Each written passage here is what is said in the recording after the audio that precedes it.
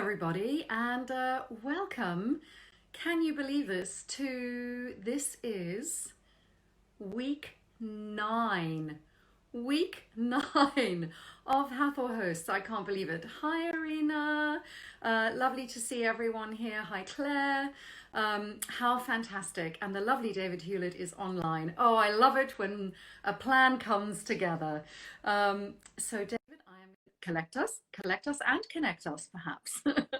And I am so looking forward to this Oh, conversation. you may regret that. Who knows? Woo! How are you doing? Hey, how are you? We got it. Like it totally.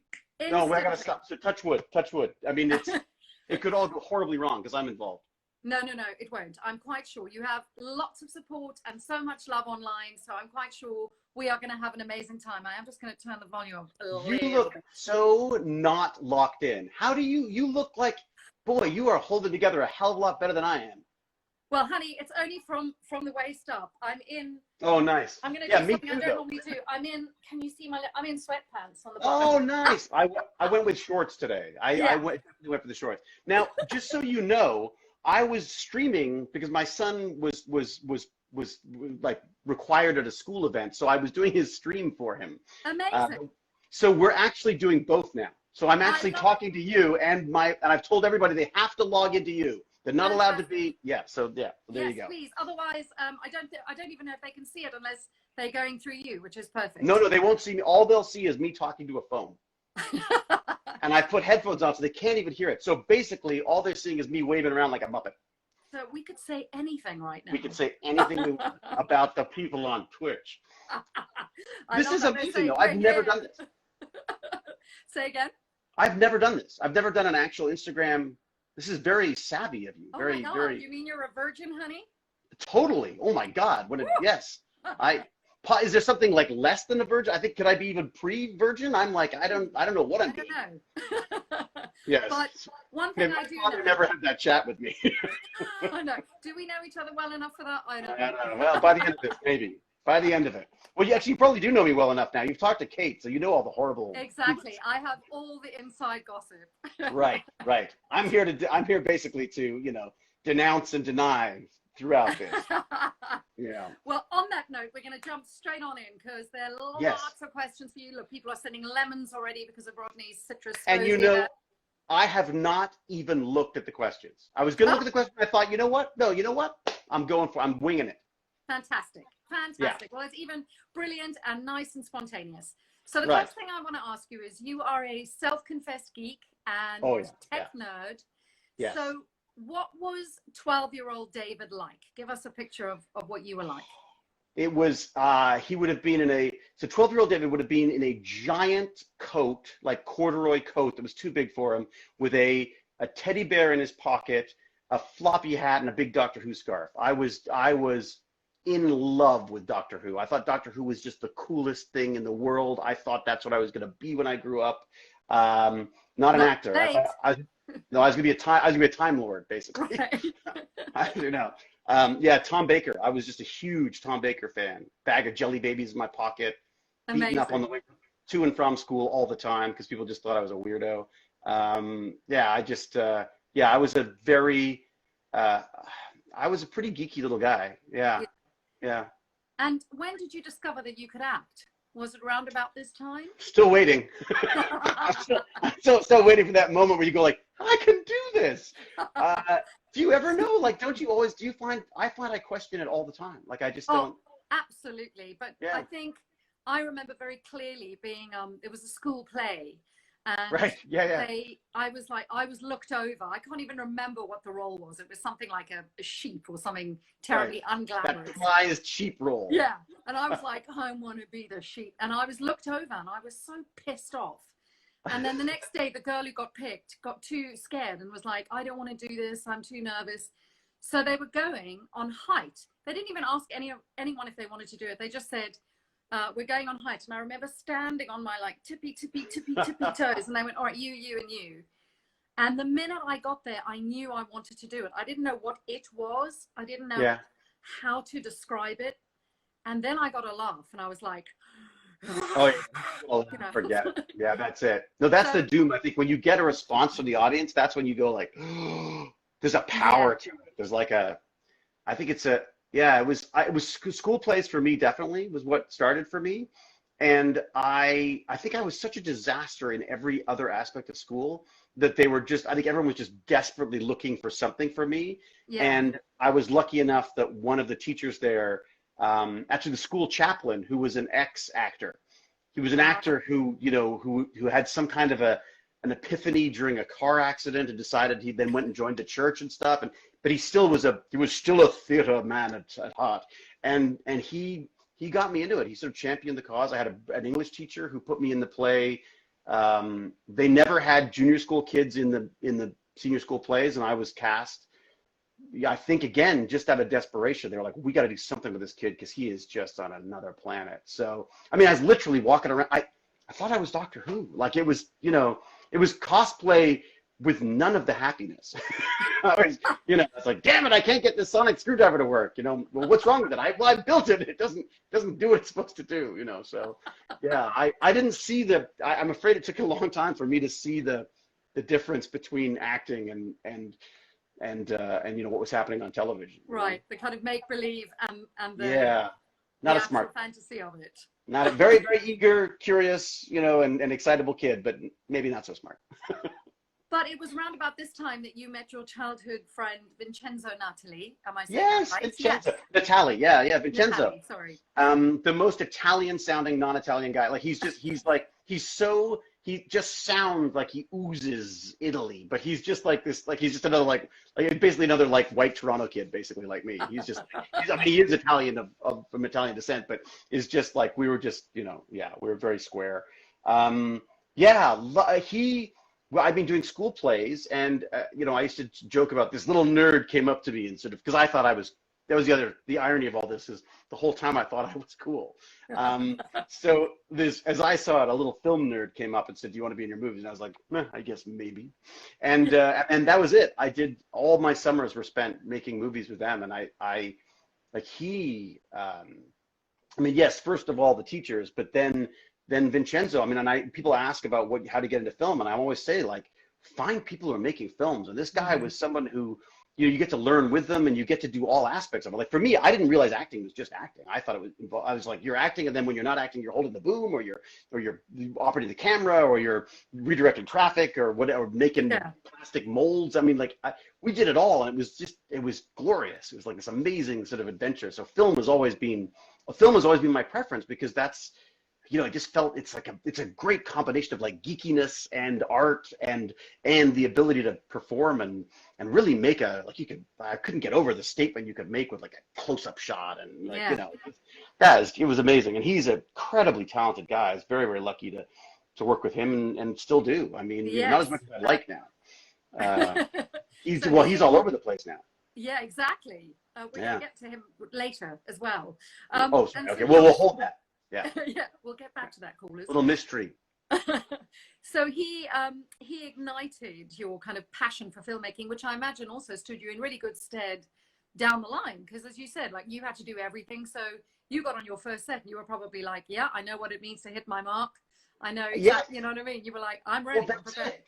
Yeah, that's absolutely it. I mean, like, so most kids of my age doing auditioning, I started auditioning probably when I was like 15. Yeah.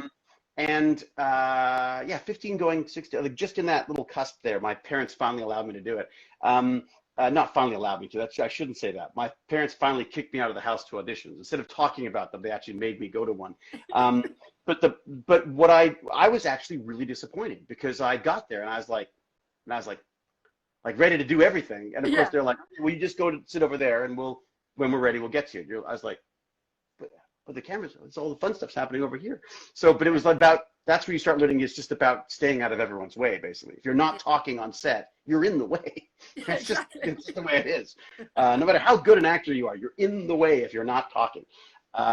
So yeah, so all of that stuff, I had all this technical knowledge that was just ingrained because I just thought that was, you know, it was the stuff you pick up by doing. I'd done 3 or 4 of these movies with my friends. before, so that when it came to actually shooting things, it was like, oh yeah, I understood all aspects of it in a way that I, not entirely, but I had a good understanding of a lot of the stuff that I think a lot of the kids didn't. When there's, and that's sort of gone with me throughout. You know, I feel like I am far more interested in the whole process than just the acting process, and I think that sort of served me very, very well. I mean, maybe I'd be doing better if I was more more focused on the acting, but it's allowed my sort of ADHD to run wild.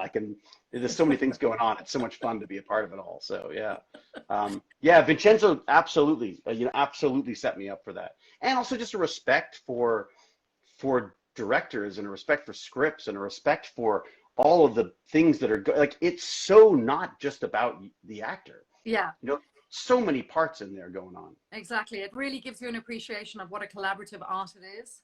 Yeah. So was it around about this time you dropped out of school? And I was really moved. You speak very passionately and articulately about the one size fits all approach to education and how it can be really detrimental to kids who are different.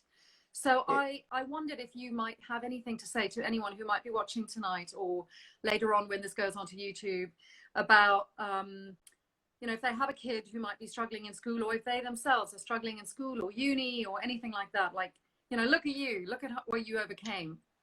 It's funny. Well, I think I was also lucky too. I mean, I think I would love to say that it was because I figured out my own way, but I think I was very, very lucky that I had, teachers and parents who did want to support me, maybe a little begrudgingly in some way. My father, worked his way up from nothing and scholarships and such to get to school and became a doctor and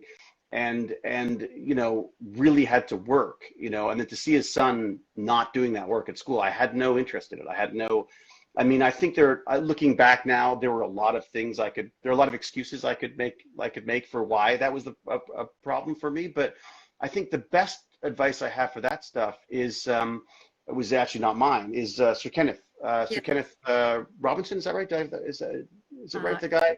He's a fantastic. There's a brilliant TED Talk. I guarantee you, someone in the stream chat will find it for sure. Yeah. Kenneth Robinson. Sir Kenneth, yeah. I think it's Sir Kenneth Robinson. Sir Kenneth Braun is it? Oh, he will. Yeah, but yeah, he's amazing too. But he had this whole thing about the element, about this wonderful story about this little girl who is having a bad time at school. She just can't get along with people. She's not paying attention in school. She becomes disruptive. The teachers say, we got to get her out. She's screwing up everyone else's education now as well. Mother's in despair, takes her to a psychiatrist. The psychiatrist talks to her for a while, then says, okay, little lady, you stay there, and we're going to go outside. I'm going to talk to your mom. What kind of music do you like? I'll put on the radio. So she puts on the radio, goes outside, talks to the mom. The mom's like, oh my God, you see what that means? We asked her to sit there with her hands under her bottom, and she's already up there dancing around. And the psychiatrist said, well, look, just have a look through the window. And look through the window. Sure enough, there she is dancing around. Mother's despairs. And she says, what do I do? And she goes, your child doesn't have a problem. Your child's a dancer. That's the problem. She's a dancer trying to sit still in a school class. They put her in a dance academy, a dance school, or an art school, where all of a sudden she said she's surrounded by people who are all doing the same thing. None of them could sit still. They're all prancing around and dancing. She flourished. She became Andrew Lloyd Webber's choreographer. Oh my God! So, it must have been Gillian Lynn, I think. I think that was it. Yeah, I think that might be it. And the idea, the whole point of this is like, the fear is that now we medicate those kids. Yeah. Because they can't concentrate, because they can't. And I think looking back now, I'd be sort of recently diagnosed with ADHD. And again, it had almost no impact on my life because I'd sort of already known. I realized that I bounce all over the place. And to me, I say to my son, it's a superpower because it means you're interested in everything. Yeah. But it's really bad for school, especially when they try to sort of silo the education into arts and math and science, and everything needs to be, they're trying to keep it separate and keep it to curriculum. And so there's a lot of kids, especially boys for some reason, who just don't fit that system. Mm-hmm. And I think it's about finding that element. It's about finding, first off, you got to find a champion. You got to find someone who understands, who has a solution. Right. And then you need to find someone and you need to find that thing that you love and push it. And for me, it was acting. And I was really, really lucky. you know. And then because of my acting, I was then able to pursue the geeky stuff that I love as well. Yeah. I mean, the irony being is I was going home after school and doing all the kind of science, technology, engineering, arts, and math stuff that I talk about now, but it was never equated to what was happening at school. Yeah. That was goofing around and having fun, and then there was school, which was boring.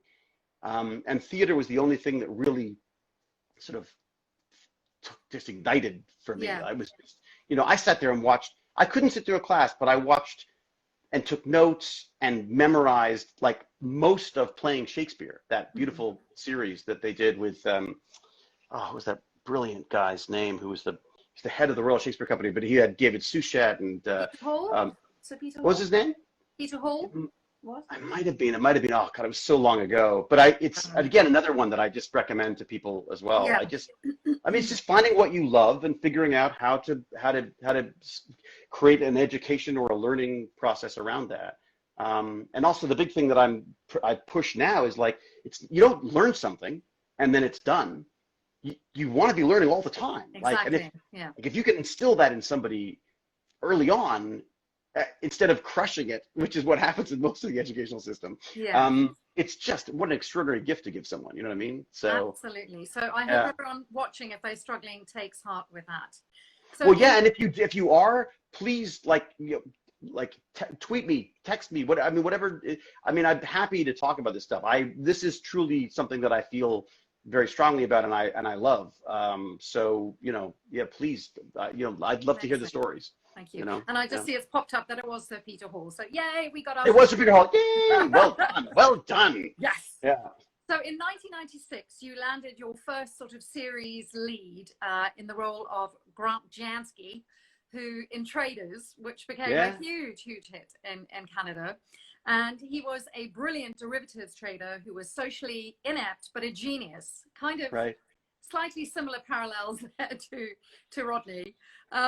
Very Rodney in a way. In fact, Rodney was, I believe, sorry, I'll let you finish your question. No, I was just going to say, how did that audition process come to you? How did the role come to you, and what was that audition process like? That's so funny. It's such a blur because I had decided to quit acting. I decided that was it. I can't do it anymore. And I do this. I have this. I think all actors go through this. It's the odiato amo. Many times. It's the hate and love. I love it. I hate it. It just, I hate not doing it. I hate doing it. I love it. And it's just, anyways. So I quit. I was like, this is it. I was on a show. I was doing Kung Fu, The Legend Continues. Right. It was extraordinarily odd experience, with terrible substance abuse issues and drug issues with some of our leads. And I was just like, this is not. Surely this is what I'm supposed to be looking forward to. This is what it's like being on a big series, where they would write these beautiful pieces for you, and you'd never shoot them because they'd never get to them because, your lead actor was in hospital getting his stomach pumped. I mean, it was just ridiculous. Right. But fun. I got to say, it was an interesting, wonderful experience for an actor. But I got to the point where I was like, I can't do this anymore. I don't want to, I feel, so I quit and I became an IT guy. And I did like programming and networking, and I went and I joined this voicemail company just before the internet. And so I was working for like $9 an hour, loving it, working like 20 hours a day, sleeping under the desk and out in Aurora and things. And then this audition came up at a time that I was sort of beginning to question my choices. And I went, wait a second, I could pretend to be an actor. I could pretend to be a geek and get paid handsomely for a couple of days' work, or I can be a geek and get paid nothing and work like a dog. I thought, well, maybe it's time to try this acting thing again. And I auditioned for it. And of course, my audition was basically me saying, like, I said basically that to them. I was like, this is kind of what I do. I mean, without the brilliant parts, it's kind of like what I do. I live under a desk and I work with computers all the time. I love them. I love this. I totally get this guy. What a great piece of writing.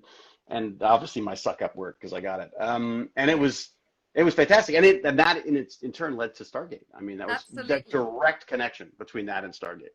I think it was. Sorry, yes. No, I was just going to say, because in between that, I know you worked on the horror film Cube, which will very briefly. Vincenzo, and then exactly. So you end up working with Vincenzo, and this Vincenzo's first feature film, which becomes this huge cult classic hit. Yeah. Especially in France, of all places. France and Japan, huge in those two territories, as they would say. Yeah, So it was his did first you film. know it was a hit? Like, were you No, aware that we'd... No. no, we thought it was a miserable failure. We were so convinced it was a miserable failure because it had opened in Toronto, in Canada. Yeah. And Canada has this horrible tendency to eat its young when it comes to films and television stuff. I mean, it's just Yeah. basically, if it's Canadian, it can't be that good.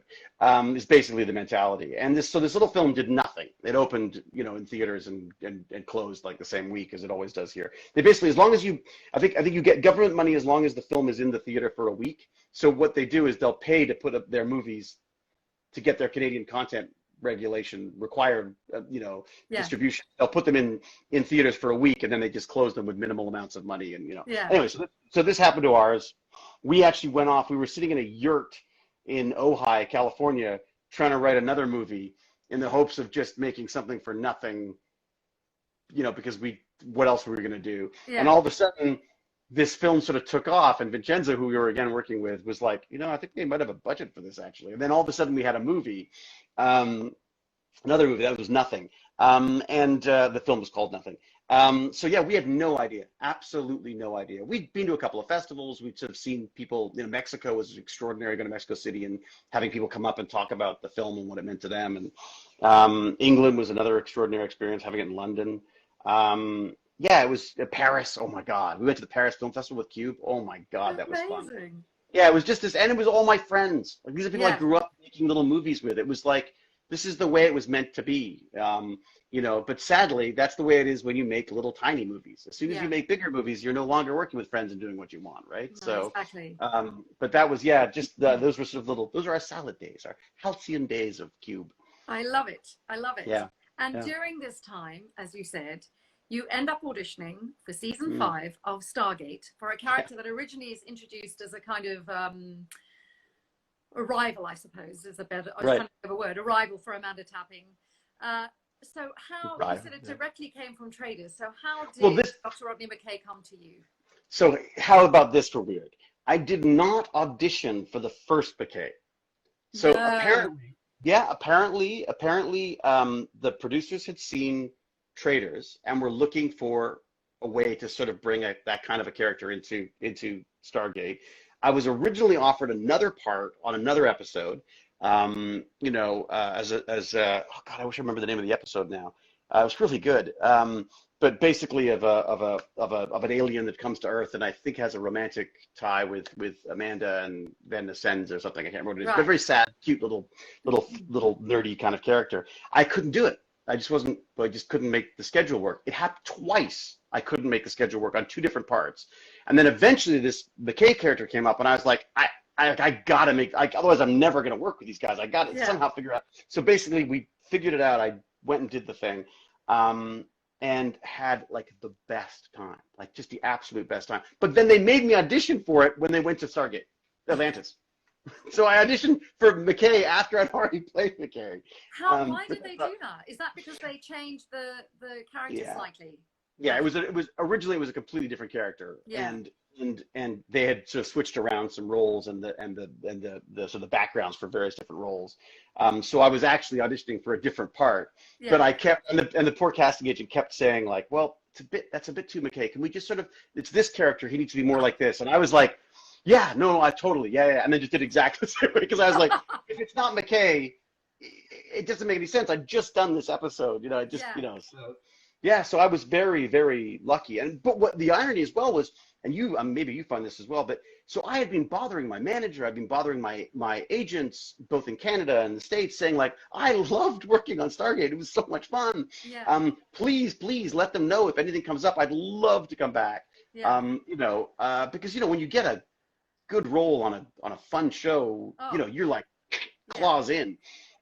Never got back to me on anything. Even when Stargate Atlantis first was announced and they started casting, I asked about it, nothing from them.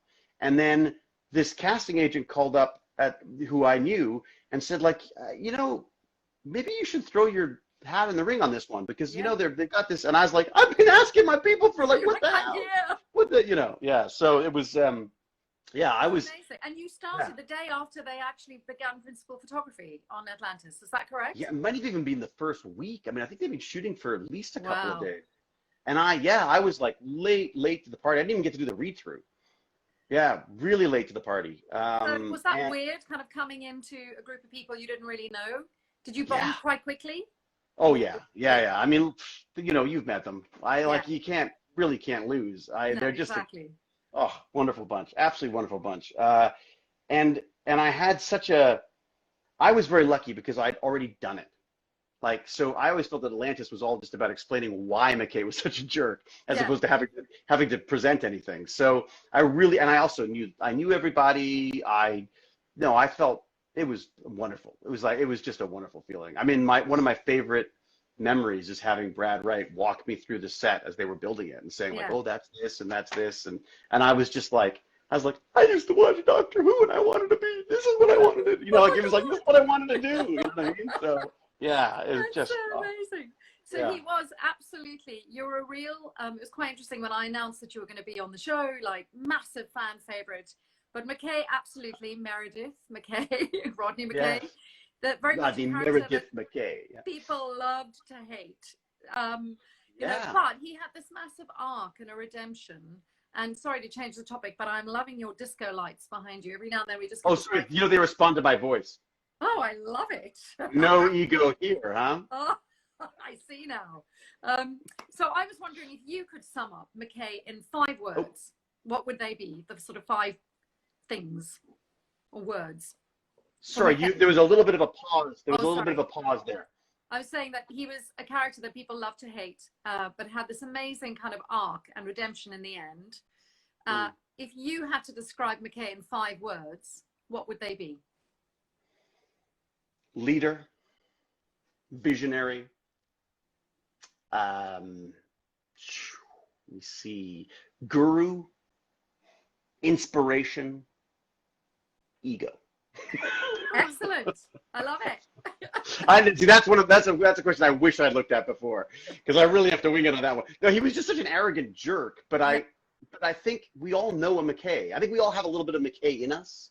You know, there's a little bit of McKay there. So it was just about, it's just really just about expanding on that. I think my own innate McKayisms. And how did you prepare to play that? Did it just come naturally, or because you had a ton of like techno babble that was really complicated? A lot of times. That's my element. That's my element. In a weird way, it's something that I've always found very difficult to do, but for some reason I love doing it. It's almost like it's like an extreme sport for me. I want people to give me as much dialogue. I want them to give me inhumanly possible amounts of dialogue, and I will try to learn it all, because I don't know why. I get a sense of, I don't know, accomplishment out of it, and I like knowing what I'm talking about, and I always used to joke that I talk so fast so that people who weren't interested didn't have to listen, and the people who were interested could go back to listen to it at half speed. Well, I have to sometimes go back and then be like, what did he just say? Oh my God, I know. I have to learn that. And you see, I'm unintelligible. It's fun, but again, it's also my world, right? Like that really is, like I grew up on Doctor Who, like a lot of these, I mean, not that obviously the terms are different, the terminology and the background and all of the sort of the backstory is different, but at the same time, I think when you have an appreciation for that stuff, when you like that stuff, and I always really enjoyed trying to find the reality behind that stuff. Because for me, when I watched Doctor Who, they used to show this, like, they used to show the undoctor after Doctor Who. So they would, because of the British timing, there was extra chunks of time at the end of it here and when it showed on TVO. And so they had these whole after Doctor Who shows that was about, that would talk about the science of Doctor Who. So they were sort of inextricably bound for me. So when I started doing the Stargate stuff, I would go, ooh, what's that? 0 point module. Let's look up what that's about. And again, I won't understand it, but at least I could have a basic understanding of it, so that when I'm saying it, I can I've got something in my head, and I find that really helps. It's the only way. I mean, it's impossible. I think so. I once had to play a neurologist for this conference. Oh, wow. It was like a presentation, but 2 neurologists, and it was the most complicated dialogue I've ever had to learn in my life. And they got their own lingo. The night before, myself and the other actress who was also playing a neurologist, we were like clinging to each other, going, "Fuck!" We like. What did you do that for? Who made you do that? I was hired to do a kind of conference every year. The sort of top neurologists in the world meet, and we were hired by a company called Copaxone who it's an injection that you take. Is there any medical company that doesn't sound like they're evil corporations? Exactly. And instead of just doing a presentation, they hired sort of 3 women who looked like Charlie's Angels. I mean, we so did not look like neurologists. We all literally, we had like the hair down and, you know, everything was like, we're doctor. I mean, it was ludicrous. Anyway, but that was the hardest language I've ever had to do in my life. Yeah. And I just remember being like, the blood corpuscles, and I had to like, it took forever to get into my brain. But when I got it, I was like, yep, I can do this now. And you learn something. I think that's one of the fun things. I think that's why it appeals to me too, is that it's like, it's short bursts of intense learning, and that's basically ADHD, right? Exactly. That's all it is. So it's like it was made for us. Your fabulous and very talented sister, Kate, who was my first guest on Hathor. Yes. Played your real sister, your real life sister. She plays my real life sister in real life as well. She is your real sister, yes. She played your sister, is your sister. Yeah. She played your sister Jeannie in Atlantis, and a lot of people wrote to me asking this. What was it like working with your sister, your real life sister? You know, it's so funny. Kate is literally like the funniest woman I've ever known. Like she just cracks me up. Like she's just got this, she's so odd and funny and just an evil, basically. She's just got this evil streak, which I think I share somewhat. So we have a very combative kind of, we show affection by slapping each other in the foreheads, basically. I mean, like, it's not, people don't understand it unless they've got siblings. Right. And Kate is, I like to say Kate's much older than I am. She's actually like 10 years younger than me. But she, so there's always a big brother aspect where it's like, there, sure, no, that's a great idea. Yeah. Whatever, little lady, I find it very, very hard to take her seriously. But she, and it was under less than perfect circumstances. I mean, she got flown in the night before on like a red-eye flight, and they had her on set 4 o'clock in the morning doing that, the makeup that for some reason women need. Yeah. Not need, that's all thing. For some reason, the industry believes that women needs that much time in hair and makeup and guys don't. Where the reality is, believe me, you are seeing why there needs to be more work or more filters. But, and just what I loved was seeing her do that scene where she discovers that the Stargate was real. And that for me is always the fun science fiction part for me in any show where you go like, everything I always thought might be possible is true, that. And she did that scene, and she just did such a great job. And she just, her and Amanda bouncing off each other and stuff. It just, I really enjoyed it. It's difficult because the crew always likes her more, which is difficult because she's not there. But as I point out, it's because she's not there that much. I said, you won't like, if she was there as much as I was, then you wouldn't like her either. So, I asked her to give me a few little anecdotes about you, and she sent me quite a lot of stuff. Perfect. So this is some of the things that she sent me. Denied. Yeah. When he dropped out of school, I used to sing Beauty School Dropout to him to bug him. I was 9. That was the best. I vividly remember that. And we're sitting at breakfast, and like my father is like a stone. He will not talk. It's this awkward, and my mom was trying to get the conversation going somewhat, and we're talking about school, and I'm just like, I'm done. I'm done. There's no point. And then there's this awkward silence, and then Kate, beauty school dropout, go back to high school. And she's like a kid. I was like, what do you know? You're a jerk. But again, that's just like out of the mouth of babes. You know what I mean? She just, She said you also blew up the garage. Was it the garage? I think it was my room. Oh. No, it was my. No, I wish I'd been smart enough to do it in the garage. I blew up. I would go to jail now, I guess, or I'd be in some kind of special detention center. I used to, you were only allowed to buy a certain, caps, like cap gun? Yeah. Okay, so you used to buy the caps and rolls, and they were little bumps of gunpowder, basically. Yeah. And so I thought, I need to make a bomb. So, I don't know why. So I thought I would go and buy as many caps as I could, and I would build a bomb. Yeah. And my friends and I were obsessed with, a couple of friends of mine were obsessed with like trying to blow things up for some reason. Like I say, nowadays, this is not good. You know, Yeah, these are no. bad. These are bad instincts to have. But you couldn't buy more than I went in and tried to buy like $10 worth of 5-cent caps, and they were like, Right. dude, no, like you'll blow up on the way home. So I would go in every day. I would go and buy as many as I was allowed to, and I'd go home and I'd carefully scrape the gunpowder off them with a knife, and I got this whole toilet roll full of gunpowder from Right. these caps, and I taped it all up, and I made it look cool and gray and had like silver foil on it, and I brought it into school and said, and was like, "Psst, hey, you want to see a bomb?" And I, look at this. And then one of my brilliant friends says, well, how are you going to light it? And I was like, oh, he's got me. Yeah. I'll show him. I went home. Again. Yeah, I went home and I took the toilet roll and I took a screwdriver and I went to punch a hole in it so that I could put a fuse in. But of course, luckily, I went in, the screwdriver flew up and embedded itself in the ceiling. Like, Right. couldn't pull it out. I tried pulling it, couldn't pull it out. I had to take out the plaster to get rid of it. It blew off my eyebrows. Luckily didn't blind me. Burned all of my hand. I had this horrible sort of like blackened bruise all over my hand, and put a hole in my little workbench. And of course, we had a woman who was hired for the summer to help look after us, who sort of came running up.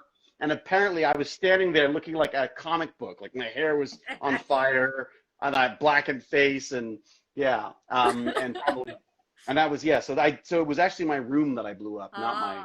Right. Well, not we'll the have garage. to go back to her. The other thing that she said, which I absolutely loved, she said you had a very committed and long Duran Duran phase. Oh God. Best story, I don't think I'm over it yet. No, me neither. I have to say, I keep living in hope that they might just, do bedroom tours now because we're all stuck inside.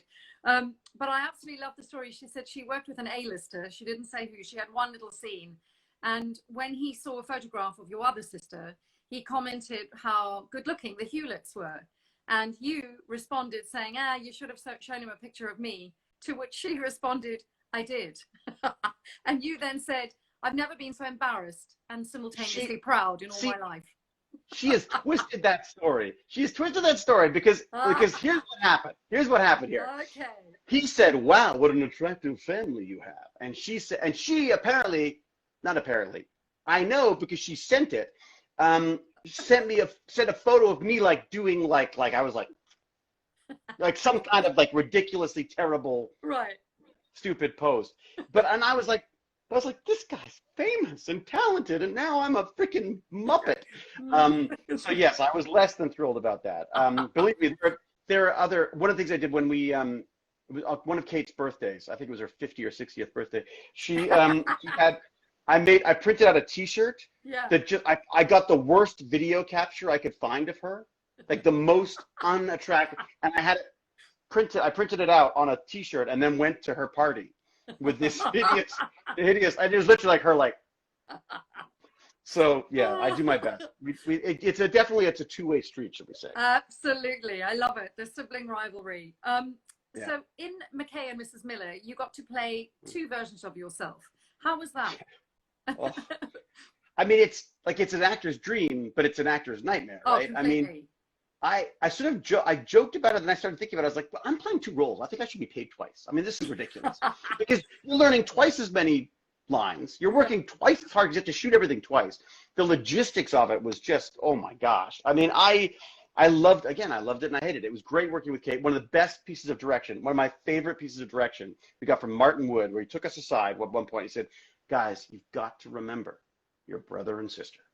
And I was like, no, Martin, we are brother and sister. He goes, I know, but I'm just not feeling it. I was like, no, you are. If you're not feeling it, then we're brother and sister. Because the reality, this is how we get along. Yeah. He felt that we were being too mean to each other. And I was like, we're not being mean enough, my friend. Like, it was like I haven't seen anything yet.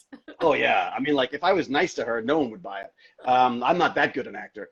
So it was, it was a really tough one. And again, it was early days for the motion capture stuff as well. Yeah. So not motion capture, for the motion control camera. So basically you have, just for those who don't know, I know you know, but for those who don't know, if you want to have two people in a scene, you have to run the camera exactly the same way over and over and over again. And you do one with one person, with you playing one role, and then another time with you playing the other role. And the idea is that it has to exactly match, otherwise they can't you know, they can't sync Otherwise, they're that. looking this way. Exactly. Otherwise, you're looking the wrong way, and well, we still Yeah. do that. Believe me, that was still a problem. I think there's even a shot of the guy who played me at one point where they look around, they're like, "Yeah, we don't have time. We'll just use that." No one will notice, So, and they're like, yeah, if you like, I think if you go frame by frame through a few of those like commercial enders in that episode, you'll see an appearance. And also the other thing is, I said at the time, I said, look, if we're going to do that, I really need someone who can talk fast. yeah, Because if I'm going to do off-camera lines, it needs to really move. So please, please, please, you know, hire a good actor for this. And of course, the guy shows up. The poor guy's like, he was just, they picked him out of the extras type thing, and he didn't know the lines. He's got the, you know, he wasn't hired for the line, so he's like trying to read, and he doesn't know how to say Nakwada. He doesn't know this. That. So the poor guy, and of course, I like just unleashed on him all the time. I was merciless, you know. So that sort of definitely added a little bit of friction. But I think honestly, and I don't know if you find this or not, but I have this theory that the hardest, most miserable things to shoot are the funnest things to watch. yeah, That the camera just somehow picks up. And I think that sort of mad, maniacal anger and frustration, I think yes. it was probably more about the circumstance than my acting ability. So I think that adds, I think it added a whole level of performance that I just probably wasn't capable of. Well, I doing. don't know. I think you're being very, very gallant and sort of self-deprecating, because I wanted to just very quickly talk about Grace Under Pressure and the Tower of Rodney, Oh, yeah. because Yeah. really, and Shrine as well, actually, you got to really strut your acting stuff and show some acting cojones. I know. In a way that you just can't do on other shows. Yeah. You'd just be dead.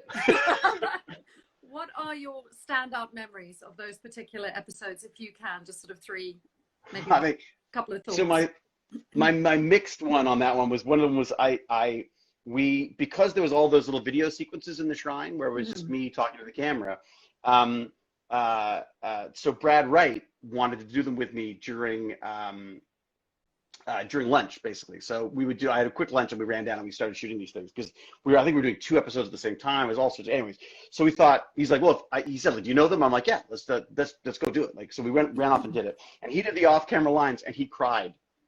And everyone's like, oh my God, that's amazing. I was like, yeah, but I think he was crying because of how beautiful his words were, not because of how I was performing them. Like, it was just, like, Brad is lovely. Like, I love Brad, but Brad is like this wonderful little Napoleon. Like, he's just got this wonderful sense of ego, and like, he's just a very smart, very talented nerd. And he just like, you know, and an actor. Like, he was, you know, we were doing these scenes. It was lovely to do. So I remember that.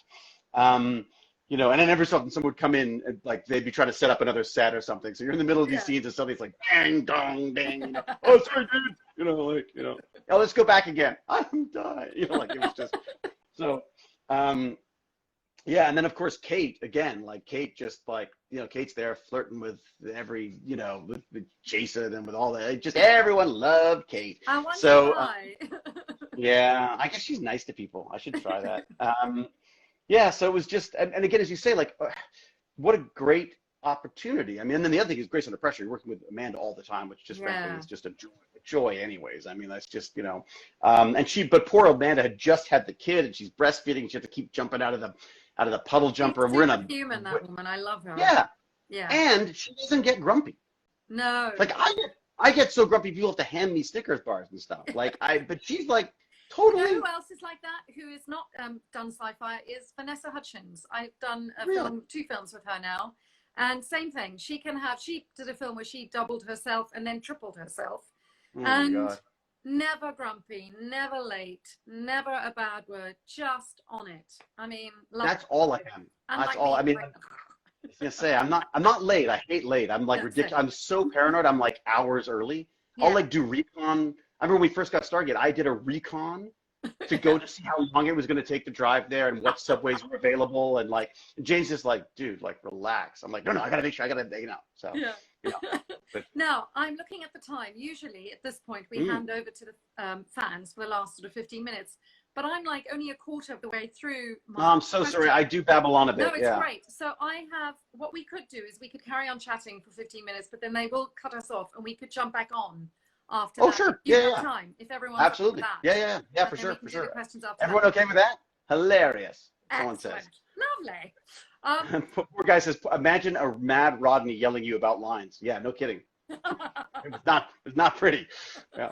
I wanted to chat to you. Amanda gave us a really kind of eloquent and very sort of moving account of her last day on Stargate, and I wondered what your last day was like. If you remember your last day on Atlantis, I know you did an episode in SGU as well, but I'm specifically talking about Atlantis here. Yeah, Atlantis was very odd because we found out we were canceled. I think we found it like on Twitter or something. It was something weird. I mean, it was a weird sort of lack of communication there. Honestly, I think the producers were as shocked as everyone else was. But we were under the understanding that we were going to do a movie. Like they were supposed to do these TV movies, and I thought, great. Right. So I really kind of didn't say. I sort of said goodbye in a very sort of in a way, it was probably a good thing because we never really had that goodbye. Yeah. Like it was more like, yeah, see you in the summer type thing. So it was very, and I suck at goodbyes. Like I just suck at them. I'm like, what is it called? It's like the Irish departure where they just like, you're there and then you're suddenly not there. That's basically how apparently there's some kind of like a stereotype that the Irish at parties, they're just there and then they're not there. Somebody who's Irish, let us know. Yeah, I'm not sure what the term is exactly, but that's me. I just feel that I get incredibly uncomfortable. I always feel like I'm saying the wrong thing, and suddenly I forget names for people that I've known for 10 years. I mean, like it's just awful. So I basically usually just go like, okay, yeah, well, I'll see you and then I'm gone. Yeah. And I thought my excuse for that one was like, well, we're going to be back with a movie anyway. And of course, there was never a movie. So yeah, well, so that was maybe one day. Yes. Yeah. I think I'll be playing the 10,000-year-old Rodney again. I think more like anything else. Wheel me on. So your fantastic run in sci-fi continued because you then did State of Sin and of course Dark Matter, which I want to talk about. Yeah. So interesting chatting to Joe Malozzi when he was on Hathor Host, and we talked about how. Yeah, talk about geeks. He's like a real geek. You know what I mean? Like, yeah. Absolutely. Yeah.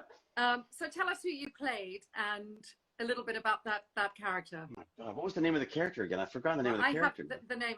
Is it Tabor Kalchek? Oh, Tabor. That's it. Tabor Kalchek. That's right. Right. So he was sort of he was like an agent basically. He was like an agent for these mercenaries, and it was just a really fun, silly kind of a role. I just got to play. It was just fun. It was just really fun, from the wardrobe to the lines to and also, I mean, I've got to be completely honest. They said like, we need to shoot 5 episodes. You can shoot them all in a day, in an afternoon, right? And you'll be done. And I was like, oh, fantastic. Like that's perfect. Yeah. So we came in and did, and then the poor guys, the next season, they said, well, now you're actually there, so we can actually do a real episode. And I was like, oh. Okay. Yeah. All right. I guess so. That just seems like a lot more work. But I had an amazing time doing that as well. And then sadly, we just couldn't make the last season work out. So, I was really pushing at the time for more directing, and I was sort of making it contingent on. I was trying to use the acting to get the directing stuff, and we couldn't work it out. So it's interesting though, because he was very again kind of like very arrogant, brilliant. I don't know where you get that from. You seem to excel at playing these men with very complex personalities and sort of psychological makeup. And I wondered if there's something in it that attracts you. Like, what do you latch onto in those roles? I think it's just an energy thing. I think my best. This just sounds a bit of a non sequitur, but I remember like when I was working in IT and I fixed a problem on a computer. And people, like literally people came around the desk and were like, oh my God, like, wow, how do you do that? How does your mind work? And I was like, it's a manual. Yeah. I read the manual. That's all I did. Yeah. And I feel like there's almost like a stereotype of genius in film and television. Yeah. That you can't possibly be brilliant and good at talking to people at the same time. What I liked about Tabor was that he was not brilliant in any way, shape, or form. He may have been a wheeler and a dealer, but he was not a genius. But I think it's how fast you talk, and I think everyone has a certain I want to say a rhythm, a hit, a beat, a rhythm, or something. Yeah, and my energy is seen as coming from a place of knowledge, when it really is just a place of curiosity. You know, and I think curiosity is often mistaken for brilliance, if that makes sense, because I think people think that you must be smart if you're asking a lot of questions, but the reality is I just ask a lot of questions. You know what I mean? So, but I think it does. I think it comes across, that energy comes across as you know, a sort of mad scientist in a way, I suppose. But yeah, and it's great because you have such a kind of joie de vivre that just leaps out of the screen. Both talking to you, I've met you at cons, and it's, you know, it's great. Well, it's just things are exciting. We live in look, the world is miserable right now, but the reality is there's so many really cool things to get excited about, and I feel like if I lose that, I'm really in trouble, because that's the only thing that keeps me going, honestly. Yeah. So let's chat a little bit about your turn as a director, because you've directed 3 projects, all very, very, very different tonally, which I found fascinating. All disasters in one shape or form. No, I shouldn't say that. Dog's Breakfast. I love Dog's Breakfast. Dog's Breakfast, I'm going to think to say about. Yeah. Where did your love of directing develop? Or is it something that you've always wanted to do? It's not. I'd always thought that was Vincenzo's thing. Like, I really did. And then when you're doing television, you know this, when you do like a ton of television, you start going like, I'm beginning to guess where the camera's going, and I'm beginning to know better than some of the directors what works and what doesn't, just because I'm very familiar with the environment that I'm in. Yeah. So I really wanted to direct some Stargate episodes. Like, I really, really wanted to do that, because I just thought, what a great place to start that kind of stuff. Mm-hmm. And I thought, okay, well, and there was definitely some pushback on that, because they don't generally like actors doing that as well. It's a lot for people to take on. I mean, they're, you know, not only do they have to be, you know, leads in the show, they've also want to do all the behind the scenes stuff as well. It's a lot to ask. And I understand that. And I understand that, I think, more than most, because my background is in being a part of all of it. Right. So I pushed them a bit on that. And in the original contract that I had, it said that they would consider me for it. So I thought, I'll make it easier for them. I'll make a movie. And I thought, if I can make a movie, then I could show them that I could do this stuff, and then maybe they'd feel better about letting me direct. And so I did Dog's Breakfast. Yeah. And it was like wonderful. Like, it was just like, it is still one of my most favorite adventures that I've ever been on. Like, I felt like, it's really fabulous. It was glorious. It was like all the pieces coming together. Like, I just felt like it was like, I felt like I was like, you know, you're basically, you know, conducting an orchestra. There's all these brilliant people coming in and doing things and helping, and you get to just go like, oh, do that again, and like, and you know, it was just, it was wonderful. And I had a very, very clear vision of what I wanted to do, because I knew we had no money. It was my wife has always wanted to produce feature films, and I thought, fantastic, this is an opportunity for her to, you know, her background is theater. She ran a theater with her father growing up in London, and so, you know, this was just a perfect opportunity for that. So I basically just took all the things I had and put them together, a bunch of them in a movie, and my goal was really just, I used to joke, my goal was just to make my father laugh, which is a difficult thing, and he likes these ridiculous slapsticky comedies. So basically, I just watched you froze for a minute. Okay, basically, I watched every single Peter Sellers movie I could find. All of the Pink Panther movies, new and old, and just wanted to make something like that. And it was fantastic. And I think because my expectations were so low, I had such a great time doing it. Because everything after that, honestly, has been an absolute disaster. Like, miserable experiences, all of them. It just, like, as soon as it moved out of the realm of doing what you love, and it became the business of it, I don't understand it, and I don't like it. I really. So I was going to say, it sounds, because one of my questions was, well, I wanted to know where the phrase came. Like, it's such an English phrase, a dog's breakfast. That's usually a mess. So, like, where did that come from? Well, I figured, like, you know, let's put it up front. Yeah. You know what I mean? If the movie's no good, it's not like I didn't tell you. You know, so I think it was, again, there's a certain self-deprecating humor that I like. Yeah. That is completely misunderstood in the States often. I couldn't get over when I would go into auditions and I would say things like, oh God, that was awful. They'd be like, oh, no, it wasn't that bad at all. And you're like, no, it was brilliant. I know that. I'm just saying, it's what I do. You know, I'm being facetious. Yeah, exactly. Oh, irony. Yes. And I was brought up British. I mean, I was born in England. Exactly. My parents are very British. My father specifically.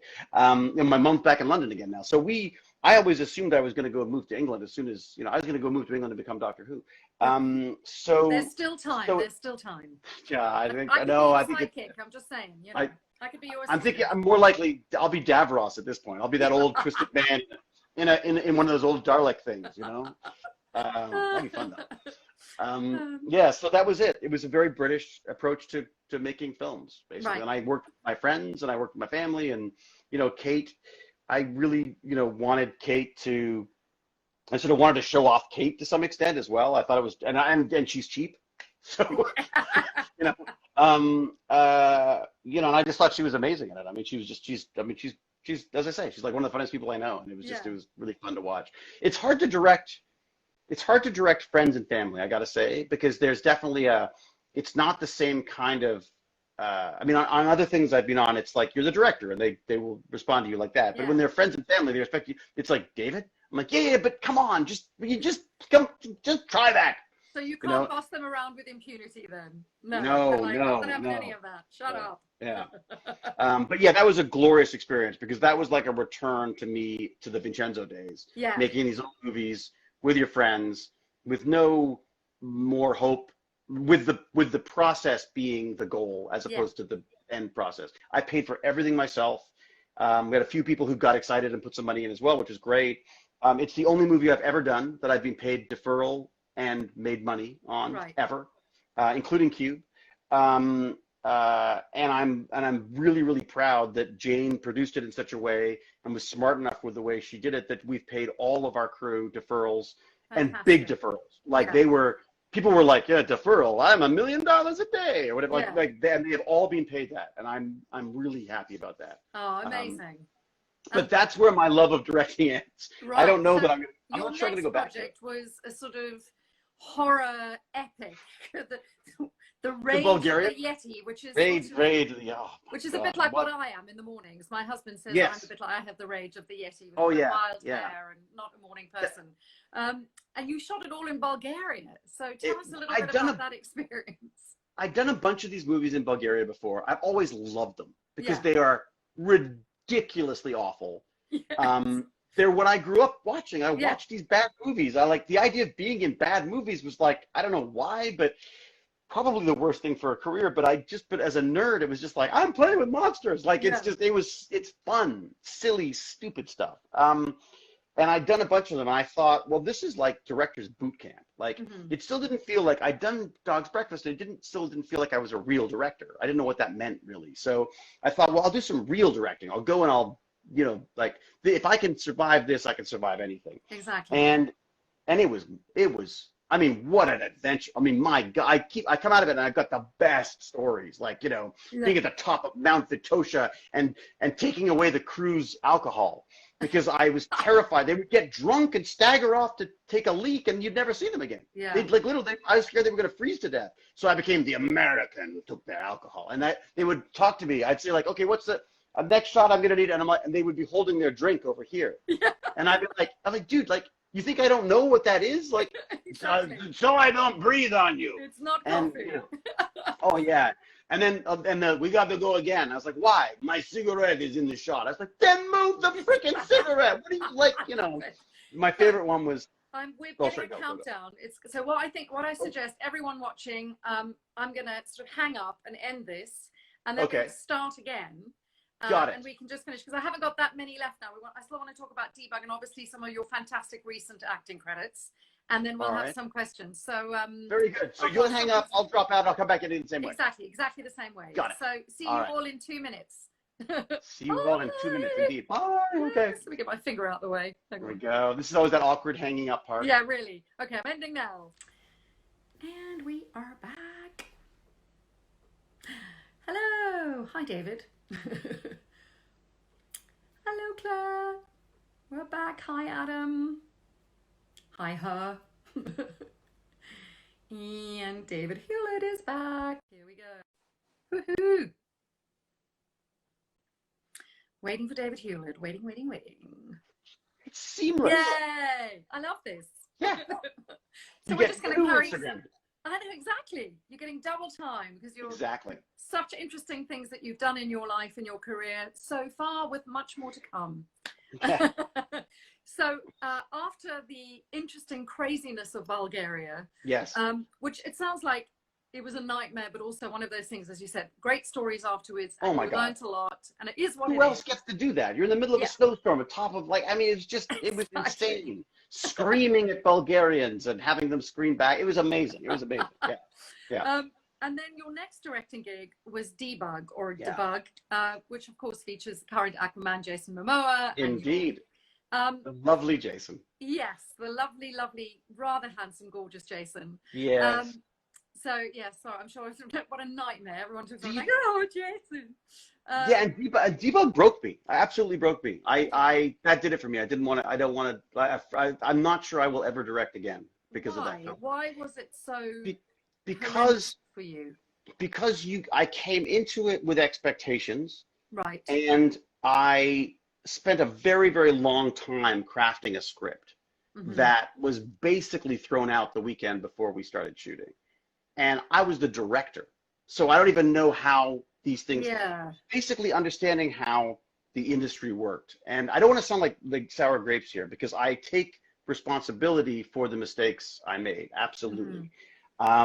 But there is a way the system works here, which is utterly disgusting to me, which Right. is that they take money, producers take money from the government to make movies, and it doesn't matter how they do, and they laud it over people as if it's like a little kingdom of their own, but it's government money, and it doesn't work. It doesn't work.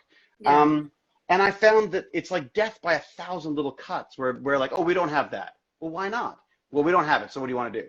And it's like, okay, fine, well, I'll figure that out. And then you go, oh, and that? No, that's not gonna be ready. Forget Yeah. that. And it was just like, we were promised certain things. They were never there. There was this, I think the biggest mistake I made with that was not trusting my gut. I knew we were doing the wrong things. I said it. We're doing this is wrong. We shouldn't be doing it this way. And yet I backed down, and because I didn't want to lose the movie. Of And I course. think what was amazing to me in hindsight was listening to Guillermo del Toro talk about this. Mm-hmm. And he talks about when he was working on Mimic, which was really tough for him. Yeah. And again, this is not a personal conversation. This is what this is out on the web. You can see this stuff. And he talks, I think his father had been kidnapped at that point in Mexico, and it was just an extraordinary difficult time. He's making this movie, and the networks and the financiers and everybody wants their say. Yeah. And what he realized, and at the end of it, he realized that he was making concessions after concession after concession to keep his movie going. And he thought that was the right thing to do. And what he's realized now is, no, your only power is to walk away. And yes, you may be replaced, but then you've at least stood up for what you believed. And I came in with a very different script. I remember coming in thinking it was 2001, A Space Odyssey from Yeah, the I love computer's that perspective. concept. Your pitch, Yeah. brilliant. With a And they lead, just felt it was too right.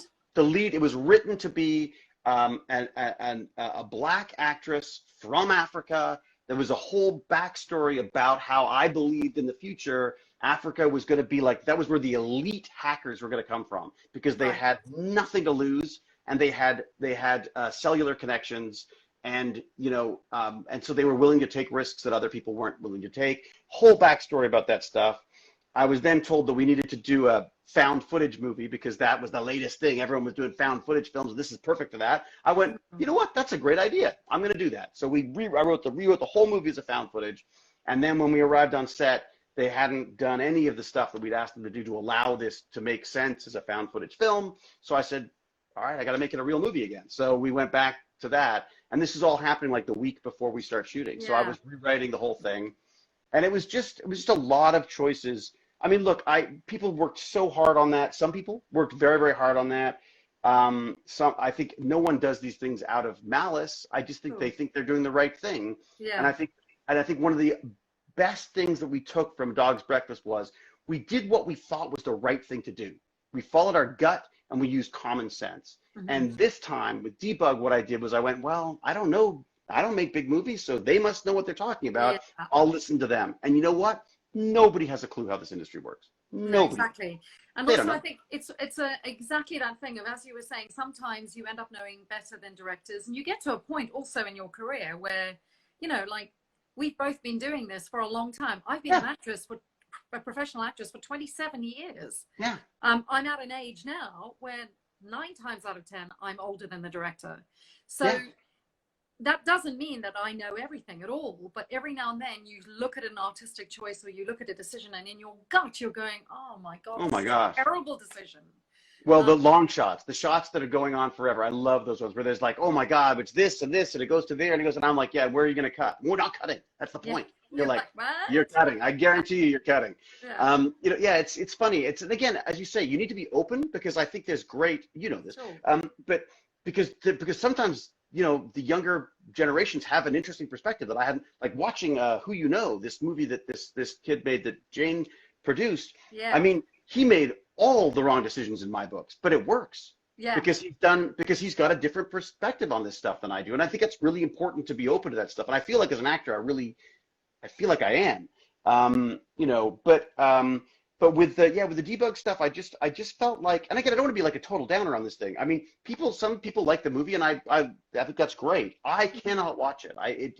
Everything hurts. Everything hurts. I feel the pain in every single decision and bad decision that's out there. There were some great performances. I really enjoyed the idea of Jason doing something different. Like, it's an inspired piece of casting. And it was, but again, it cost us our friendship. I mean, I don't speak to Jason anymore. Like Jason, we had a really big falling out over the distribution of it.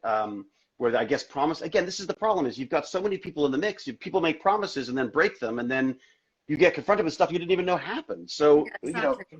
So we had a horrible meeting in Australia where the guy was furious at me, and I didn't even know. I mean, I went to give the guy a hug, and he's fuming, like he's ready to kill me, and I had no idea. I felt like such an idiot. That's probably a big part of it. But of course, and then as soon as he goes, I'm ready to go too, and then all of a sudden you're like, he's 5 times my size. Let me rethink this. Yeah, but I have nothing but nice things to say about Jason. I love the guy. I think he's just an exceptional. He's a star. He's an absolute star. But I think his experience in the industry led him to believe that I had I guess the power or the ability to change stuff that I just don't. I think if he was in my position, he would have that power. He has much more clout in the industry, but I don't. So I think it was some kind of an argument over, I think there was a poster that was done, and I guess he'd signed some deal with our production company that he was never going to be alone on a poster. And the first thing that happened was, in England, they released a poster for the movie, and it was just him. And I was like, yikes! And I called. They said, oh no, it's under control. We got it all sorted out. And I said, oh, and by the way, my name's spelt wrong on it. So maybe you could change that too. Great. Yeah, written and directed by some David Hewlett guy. Yeah. But of course it didn't change. And again, unless you were in control of everything, you're in control of nothing. Yeah. But again, I lost a lot of friends along the way with that thing because of that. And that really bothered me. So I think more than anything, that's what I took away from it. I just didn't feel like I don't want to jeopardize that stuff again. I don't want anyone to feel like I've taken advantage or that I might be, maneuvering. It was a real,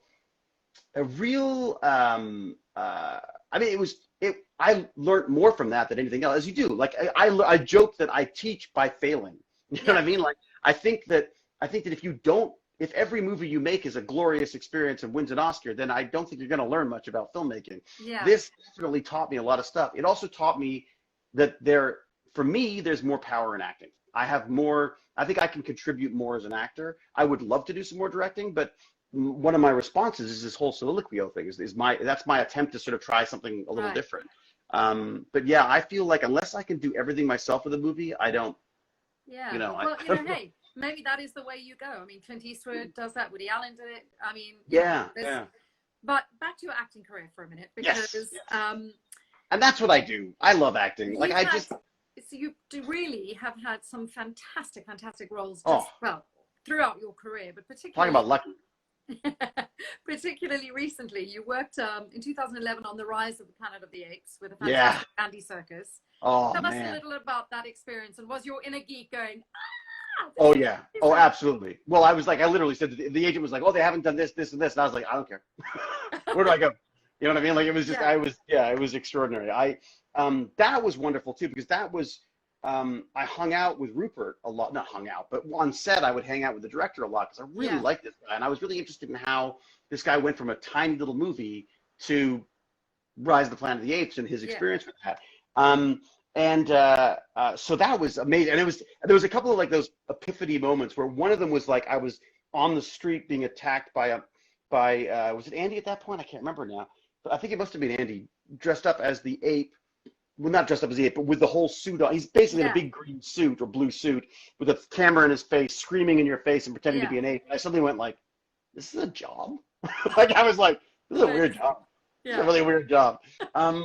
So like those moments of like where you go like, it was almost that, it was almost that postcards from the Edge moment where you go like, yeah, like, exactly. where you suddenly go like, I got to get out of this. Like I got to get in the moment because right now I'm seeing how silly this looks to people. It's a guy Yeah. in pajamas, in tight pajamas, attacking a guy in the street.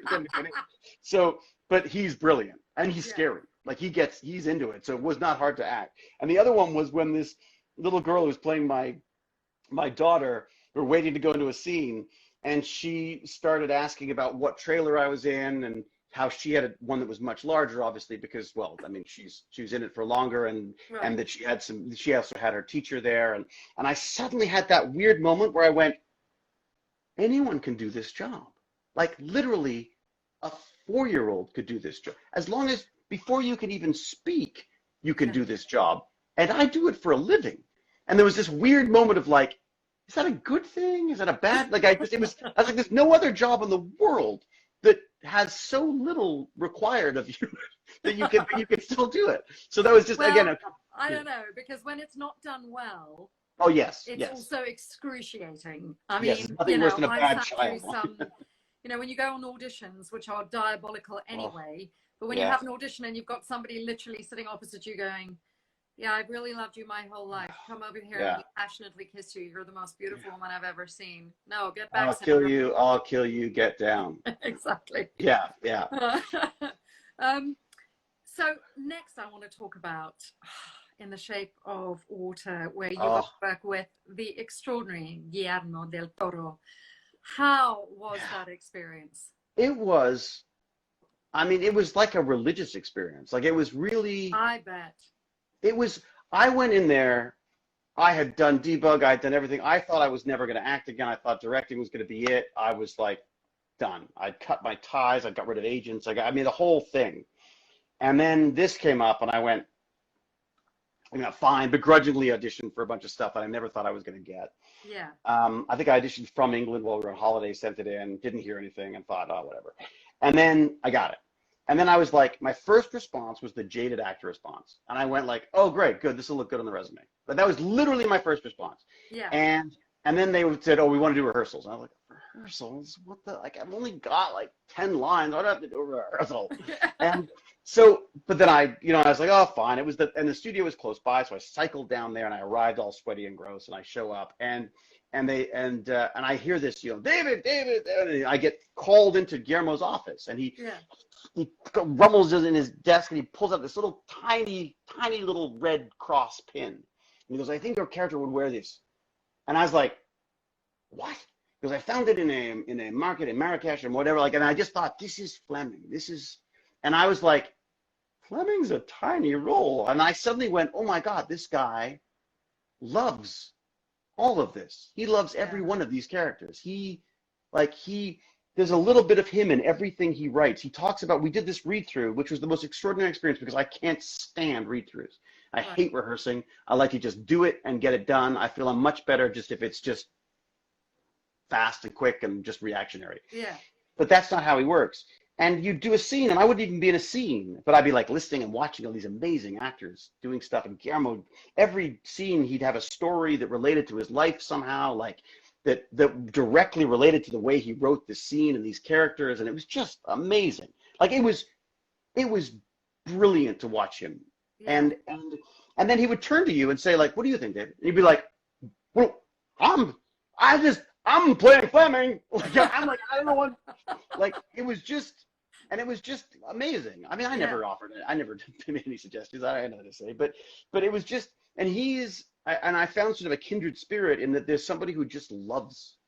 He's excited about everything. He doesn't want to. I was just going to say that there's when you watch, like, because I love his films and I love that one, and when I've watched him being interviewed and chatting to you now, there's a kind of parallel. You have completely different backgrounds and different energies, but there's that passion and that love and that curiosity and that He's love a nerd of what you do. Yeah, he's a geek. He's a nerd. He's just like nerd. you'd sort of go like, "Come, let's talk about comics," and they'd be setting up, and we'd just talk about comic books or something. I mean, like it was just, and then he would like, and again, it was almost like being a part of the family. We had this kind of like, he would like, he would like put jabs, and I'd jab back, and like, and it was just like, I mean, what was one of the ones he would laugh because Michael Shannon would never speak to me. Like we couldn't connect in any way. Right. And I guess that's the way he worked. He had absolute disdain for my character, so he had absolute disdain for me while we were on set. And I understand that. It's totally fine. I work with people, like I get it. whatever makes it. He's a brilliant actor. As long as you're brilliant, I don't care how you treat me. Exactly. Frankly. I mean, it's if you suck and you treat me badly that you'll have, But we'd do the scenes, and then you'd hear this like laughter. And he'd go, and he'd bring you, and he'd go, like, and he'd be giggling, and he would say, like, he's like, "You're like a little puppy trying to make him laugh, and he's never going to laugh. He's never going to do it." I'm doing the worst accent, but and then one day on set, he said, "Why are you here? Why are you not in LA anymore?" And I said, "Oh, well, blah blah blah, various different things."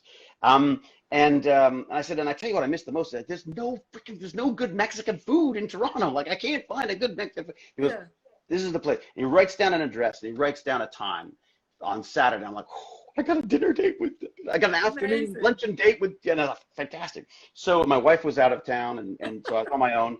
And so I get on the streetcar and I go down. I'm sort of in the beaches, and I'm like, as always, lost because I just have like McKay, no sense of direction. And I go up this side street, and I'm doing the Google Maps thing, and then I'm like, what is this place? This is really off the beaten track. And I go, and there's this like rather sort of austere looking place, and I thought, oh wow, it's like a private club. And I went and I knocked on the door, and then Guillermo shows up in his freaking, with a pair of flip flops on. It's his house, and his family's just making Mexican food for lunch. Amazing. And so I'm there making like little things with his daughters.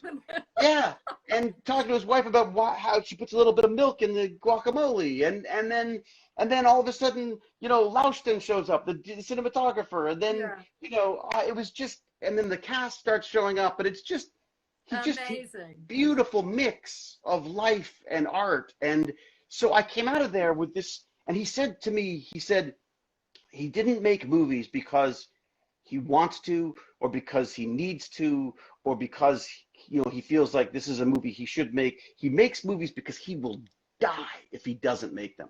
And that completely changed my perspective on stuff. Strangely, got me out of acting a lot more. I focused much more on the education stuff because that's the stuff that keeps me alive right now. Yeah. You know what I mean? Your sister has joined us. Hello, lovely Kate. And, oh no! What's he been saying about me? All good. It's all we've done is talk about Kate. Frankly, that's basically, Just before we kind of wrap up our interview and hand over to the questions, I was going to say you must be doing something right. Kate is not allowed to ask questions, by the way. Okay. Kate, you know all the answers anyway. Yeah. You must have done something right working with Guillermo, because you guys are currently working on something, or were BC before Corona. I'm on lunch right now, apparently. I've been on lunch for like 3 months. This Nightmare Alley, which I've got to say, I mean, obviously the script of Shape of Water is like brilliant. Nightmare Alley, it's unbelievable. Like it's extraordinary. It's a remake of the old movie, but it's brilliant. I got this like I mean, talk about actors' dreams. Like I got this little email from out of the blue. I get this little email saying, "Darling, no, my dearest, that's it, dearest, will you do a little part in my next movie?" And from Guillermo del Toro, and I'm like, fuck you, like, like, what are you gonna say? And then originally it was one part, and now it's a different part, and so the last time I saw him, you know, I was literally kneeling at Bradley Cooper's feet, and they said, okay, we're going on lunch a little early. We went on lunch a little early, and then they sent us all home for COVID. So I'm still halfway through my first day of shooting on that film, and they're saying hopefully it's going to start again in fall, but you know, who knows anymore? I don't even know. And I was worried about Guillermo because Guillermo is not the healthiest man in the world. And I actually emailed him and said, like, how are you doing? Like, but he sounds like he's well ensconced in Toronto and looking after himself. So good. And you've been keeping busy during lockdown as well, because I think I'm busier. No, I feel like I'm busier. I mean, this show, which was originally, I was like, oh, I need to do something, has become like a full-time occupation because good, because it's yours. Exactly. And also it keeps me, it's weird. It's like, it's a responsibility to show up every week and to do my homework on everyone. And I've learned so much about all of you who've been on. Well, and thank you for yesterday. You know, thank you for doing that yesterday. I think it was important. Like, I feel like, you know, I was trying to address it today as well, but I think, you know, and I really appreciate you doing that, because I think that's, No, listen, I grew up in a country where there was so much political discourse and unrest, and, you know, apartheid did so much damage that for me it was an absolute no-brainer. So tell us a little bit about Soliloquio. I know. It's tough. What is it? Kate's going to say change the name. Soliloquio. Well, I just saw all these actors doing, like, you know, sonnets and stuff on social media. I always likened it to like someone trying to do like a one-person show in a discotheque. Like, it's just impossible. There's too much noise and distractions. And I thought, why don't we just have a place where that's what you just go for that.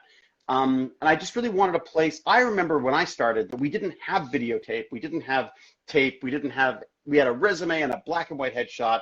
And then you did a monologue. And I didn't you like, what is better for an actor? Yeah. Well, but you just get to, like, it's just acting. Yeah. You know what I mean? Like, and you know when it works and you're like, oh my God, you could see them, like, and they're responding to it, and it's everything, and you get to choose the monologue. You have control over everything. And so I thought, I want to go back to that. I don't want any moving cameras. I don't want any cuts. I don't want any tricks. I don't want any gaming the system. I just want actors to be able to try doing stuff, and maybe doing stuff that they're not normally doing. Like, I've never played Juliet. Well, let's mix things up. Let's try things. You're definitely going to have to change the name. People are going, how do you write it? How do you Yes, I know. It's monologues, basically. Well, yeah, soliloquio is actually Spanish for monologue, or for soliloquy. And I wanted a domain. Speech, really, isn't it? So and the idea is just monologues for performers, monologues for writers as well. If writers want to do their own thing and do it here, that'd be fantastic. But it is just that. And then because of recent events, I thought I'd been looking at trying to create some events, some themed events and stuff for the site, which hasn't launched yet, but has been like, I thought, oh, it'd be great. I'll get like 20, 25 people. We'll put some stuff up and get it set up. Yeah. I've had like 250 submissions already. Fantastic. So it's like insane. And then I thought, well, how, with this whole new perspective on things and this reality that I've got to try to help change, I thought maybe I can do an event. So I've started sort of trying to craft a way of saying I would like to see, monologues that address, that address, racism, like anti-racist monologues, or monologues that point this out, or that speak to this sort of the current evil in the world. And and I suddenly went, wow, this is not just a place where actors get to show off and flex. It can also be a place where you can use these beautiful words to maybe make a change in the world as well. So that's my hope for it. It's so weird coming from me, because I'm just not an actor's actor. I never thought of myself I thought more of myself as a technical actor than an actor's actor. But I find myself like lying in bed going like, I could do the Roy Beatty scene from Blade Runner. I could do the Time to Die, and you could all these little things that you just, when do you get to do that stuff? So tell actors, if there are actors watching, how do they sign up? How do they, I mean, I know I've signed up and I'm going to be doing it. Yeah, I can't wait. I mean, and this is it. And this is the other thing, is it's kind of like that sort of like that rising tide raising all boats. My hope is that I can invite, established, like stars like yourself to do performances Yeah. But I mean, we're lucky. We're in a position where we've done stuff. People know who we are. We get recognized for what we do. We can do this kind of stuff, and more than one person watches. Yeah. The idea is that this is a great place for new people to come in, for old people to try new things, or as I say, to be rediscovered in different roles that you might not be seen normally in. Yeah. So the idea is you go to Soliloquio. So it's soliloquiu.io. Okay. I'll put it up when I put the video up. I'll put it. That'd be great. That'd be fantastic. Well. Yeah. And there's a submission form there, and you can just fill it out and upload from there. So yeah, and we're working on the site right now. Oh, excited too. There's going to be hopefully lots more.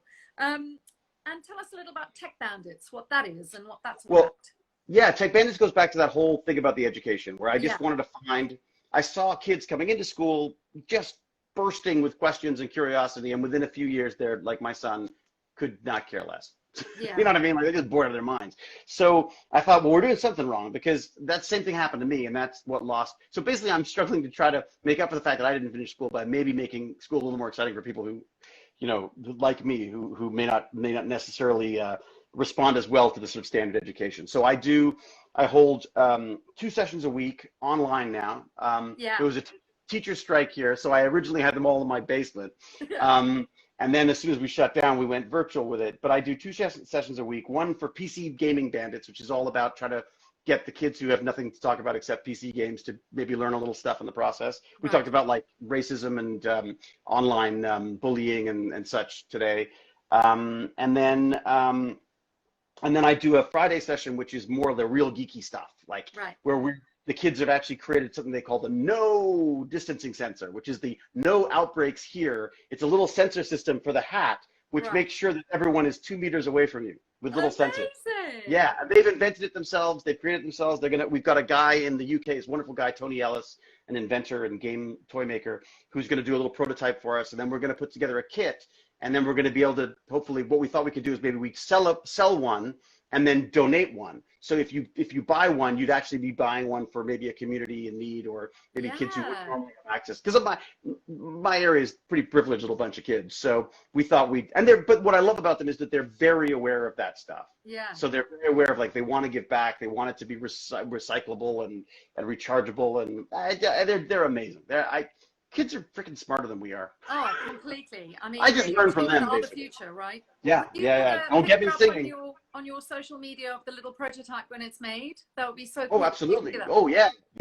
Well, again, and this is on the kids. Like, I mean, they have been drawing up they've been drawing things up, and they came up with a name, and like, it's just, I feel like all I do is throw them in a room together. I'm like the blender. I just throw them in and mix them up a bit and see what happens. And they're amazing. They always surprise me. Oh, wonderful. Well, what a perfect way to hand over to our questions, because they are quite locked. So the first question is, somebody has said, love the episode The Shrine, where Rodney gets the parasite that makes him forget, like Alzheimer's. Truly a favorite. What did David draw from for that episode? Because you watch him deteriorate, and it's so subtle at first. Sorry. No, that was the beauty of this kind of stuff, is like only in science fiction can you play a terminal role and then come back at the end. You know, like what other role? Like, I mean, if that was on any other show, it'd be like, oh, that's very sad, goodbye. But I get to pop back next week and be as obnoxious as ever. I asked about it, and I looked at, I researched a bit of various different sort of conditions that you deteriorate over time, and basically just, again, the advantage of science fiction was that it doesn't have to be right to any specific type of condition. I got to sort of pick the most poignant moments of all of them, and which is what Brad did too, with the way he wrote that script. I mean, that script is gorgeous. Like, I'm amazed that script didn't win something, because I just, the way he, I mean, it was heartbreaking. It was lovely, absolutely lovely. I mean, the reason why I didn't win anything is because science fiction is much maligned, I think, in North America. I feel like it's seen as a sort of a subgenre rather than a genre onto its own. You know what I mean? I think it is a bit there as well, apart from stuff like, the institutional stuff like Doctor Who. Dr. Hugh. Yeah. Who's Dr. Hugh? I like that Dr. Hugh right here. Exactly. We could have a. I think that was a Freudian slip. Was working with Sister Kate anything like Rodney working with Jeannie? Not quite sure. Very similar in a way. You know, Kate has a very inflated sense of herself. And it's, you know, I feel like it's my job to, you know, to teach her, you know, my ability, my humility, basically, you know. Right. So yeah, it's really just trying to keep, you know, Kate's ego in check, I think is what it comes down to. Yes. Yes, I Yeah. see. Is there a specific type of sci-fi you would like to write about? Interesting. I really like sort of speculative sci-fi. I really like stuff where you look where it's like near future stuff. I Hmm. either like near future or complete escapism. But Right. the near future stuff I love because it's almost like someone said it's like the first stage of the guy who's it who did this? There's a guy. It was one of the guys who invented well, who's has the Open BCI, this brain computer interface system. And he said to me that science fiction was like the first stage of engineering. It's the dreaming stage. And I Right. think the idea that science fiction could be used to almost map out what would happen if, like, for example, like The Martian, brilliant book, Yeah. because there's someone who was not even writing a story so much as he was just trying to figure out how this would all work. And I love that kind of science fiction. I have no skills for that stuff, but that's the stuff I love because I feel like you're sort of being tricked into learning something. Yeah. Yeah, so that's definitely Um, mine. in real life, what kind of relationship do you have with Radik Zelenka or David Nichol? He's very, very late for coffees. But I am the most antisocial jerk on the planet. He is always very, very good about sort of touching base when he's in town or around. So I've seen him in LA. We went off and had pancakes at some place, and here we went off and had coffee while I was playing Magic the Gathering with a kid. And yeah, so I see him all the time. You know, it's really funny. We have, you know, the poor guy first off had to work with me the entire time. You know, I got all the good lines. You know, he just he's just an extraordinary actor. Like Yeah. he loves acting in a way that I just don't think I'll ever be able to do. Like he just loves it, loves every bit of it. And I think I sometimes I think I would take that out on him a few times because I was like, oh, stop enjoying yourself so bloody much. You know, the sandwiches are cold and I'm tired. You know, like he's just yeah, he's wonderful, wonderful guy. Yeah. Somebody's just asked, what was it like working on SGU? That was weird. That was Yeah. really weird because there was a lot of because it's like a little it's like a little office of Mhm. politics and like lots of back and forth and stuff. And I guess I make a lot of I make a lot of ridiculous comments about things and jokes and silly stuff. And what I discovered when I got there was this weird kind of like tension, right? And Lou Diamond Phillips at one point took me aside and said, "So, you know, do you mind us eating your sandwiches now?" And I'm like, What? what do you, he's like, you know what I'm talking about? I'm like, I don't know. Like, I truly don't know what you're talking about. Yeah. And I'm like, I'm an anxious little thing at the best of times. I'm like, my heart's going. I'm like, what have I said? What have I done? Oh my God, I'm trying to think, like, if I said something horrible, what have I done? And he goes, you said they were eating my sandwiches. And I was like, oh, then I was like, oh my God, of course. Like to them, it sounds like I was but my joke, that was my, Yeah. like, it was me joking about the fact that I was only there for the sandwiches. I mean, it's sort of like, anyway, so I said, look, so basically there was a weird kind of energy at first there. Then this was like within hours of getting there. And then all of a sudden it was just like, God, I mean, those actors are just, they're freaking brilliant. I mean, the Yeah. acting at the sets were gorgeous. I thought the scripts were amazing, but it just wasn't the Stargate that I think people were used to. And not the Stargate I was in. I was very worried about how Yeah. McKay was going to fit in this world because I was a cartoon compared to what was happening in that stuff. But I thought he did a really good job of integrating Rodney into that. And yeah, it was lovely. It was just it was very awkward at first, and then it was lovely. I mean, Yeah. you know, and oh my God, what is yeah, I mean, just the actors. I couldn't get over I mean, I loved my cast. My cast were great, but these guys, the kind, they were so far beyond the characters. There was such just brilliant craft of acting happening on that set. Yeah. And that was what they were going for too. It was much Exactly. darker, Yeah. yeah. No, I loved it. I loved it. I was gonna say, I think it's one of those shows that is just sort of mellowed and a bit like fine wine. It's got Mm. really better. So here's somebody's asked, I'm going to try and bring the question up. There you go. As an actor, how do you feel about live theatre? Hate it. I Why? hate live because I get so anxious. I am so terrified. You I spend my hate time. watching it, or Oh, I can't. Yeah, I hate watching it. you I get hate anxious for the actor? being in it. I can't.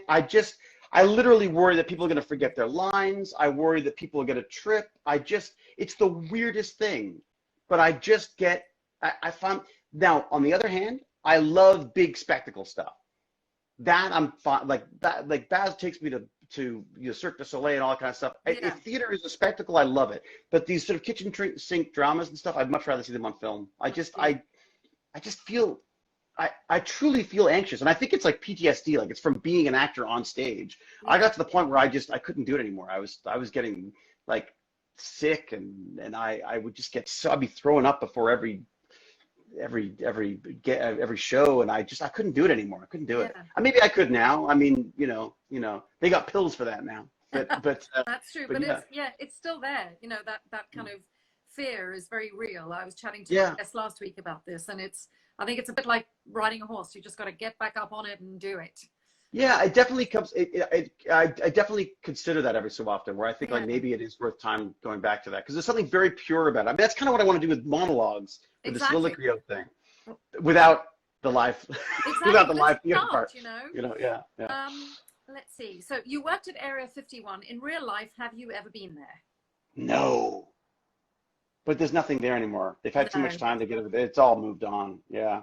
Oh my God, X-Files. I used to watch that. Oh, we were Yes, like I love the used to X-Files. binge watch that stuff. Oh, My favorite, all the well, conspiracy one of theories. my favorite stories about my time on Stargate, because at the time the X-Files were shooting Yeah. up there in Oh, Vancouver, yeah. and Gillian Anderson had short-ish red hair, as I did Right. at the time.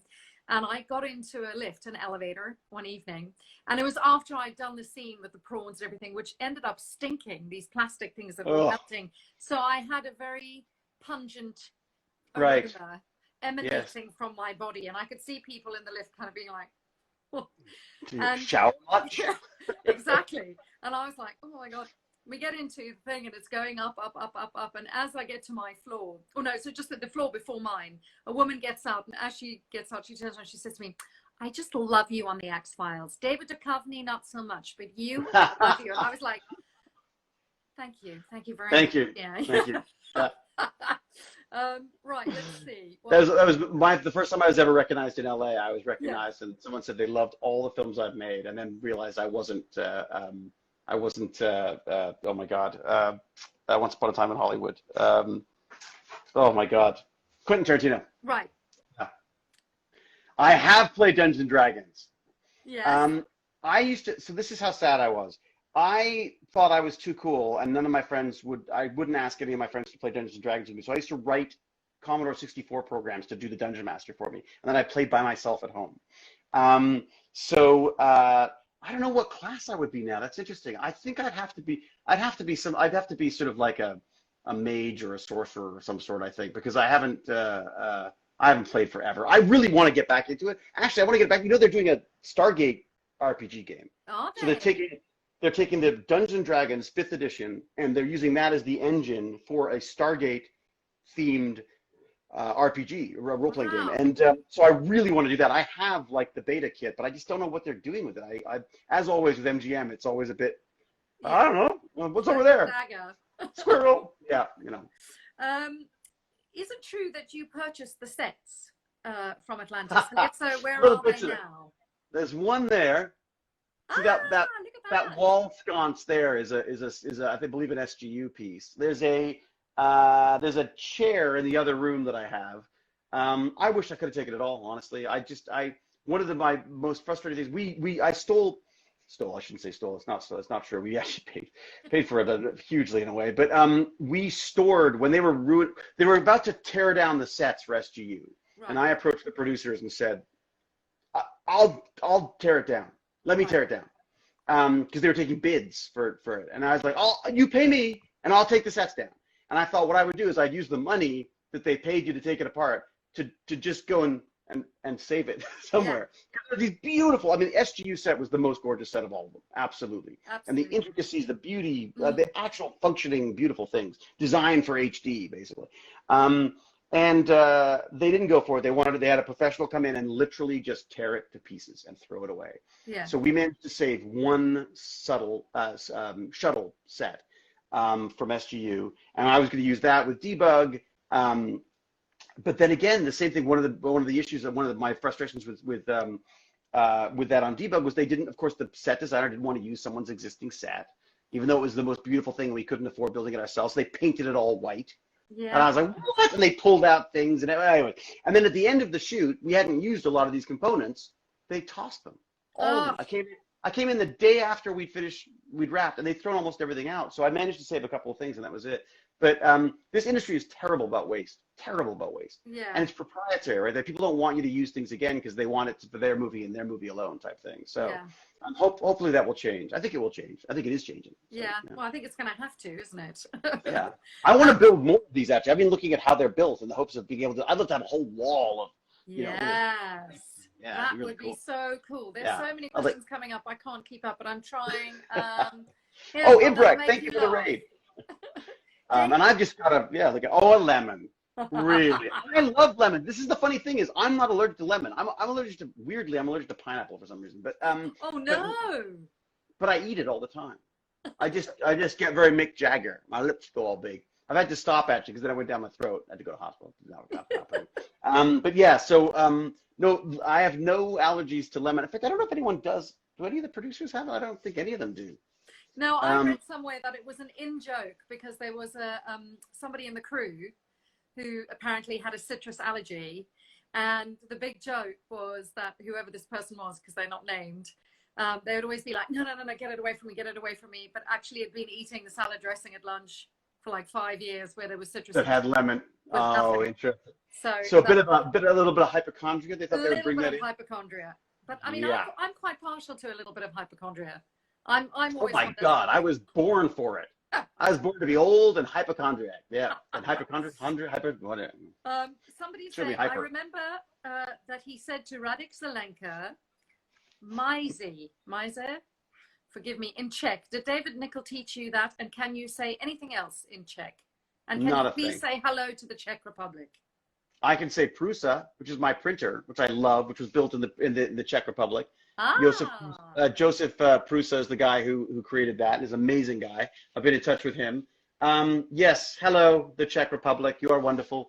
They're amazing. You know, talk about the way they handle this COVID stuff is extraordinary. So Joseph started building face masks and shields and came up with a whole bunch of hand sanitizers and stuff. The Czech Republic, I mean, and specifically like companies like Prusa there have just been extraordinary. I'm just blown away by them. Yeah, way to go, Czech. And I got to get there sometime. I'd love to get there sometime. There's an amazing like a biohacking lab there as well. Like there's so many cool things happening over there. But we've got to get there. That's the thing. We've got to get well and be able to travel again. That's it. What was it like to shoot Sunday episode where Carson Beckett died? Lovely Paul McGillian, who will be a guest on this show. Probably he's amazing. He's amazing. He's far more interesting. That was the most awkward thing because I'm literally would like be sitting in my room talking with Paul, and then at one point I got called upstairs. I went upstairs and they told me that he was leaving the show. They were, he was gonna be leaving the show, and I was like, I was like shocked. Like I was just absolutely shocked, and I sort of left, and then I went down and I came back again and I said, like, I think it's a bad, I don't think you should do that. And then they're like, yeah, you're mistaking friendship. This is about the show. We have to do, these are things that have to be, decisions have to be made. And there, little actor. And then I went back and Paul asked me what they wanted to talk about. Mm-hmm. And I was like, nothing. Like, I didn't know what to say because they'd said expressly not to anybody and that they hadn't spoken to Paul yet. And so not to say anything. So I felt like this, like Judas, because I was like, I knew, and he didn't know, and he was like, and he knew something was wrong. He was like, wait, what's going on? And then he got called up, and he goes up, and he comes down, And he was like, so did you know? And I'm like, well, did I know what? I'm not supposed to know. I don't know what you're talking about. And of Look course, over there. yeah, exactly. And then he's like, it's all right. They told me that they'd already told you. And I was like, what? I was like, no fucking assholes. Like, what the hell? Like, what the put me in this horrible position? Yeah, that's Where they're telling you awful. not to say anything.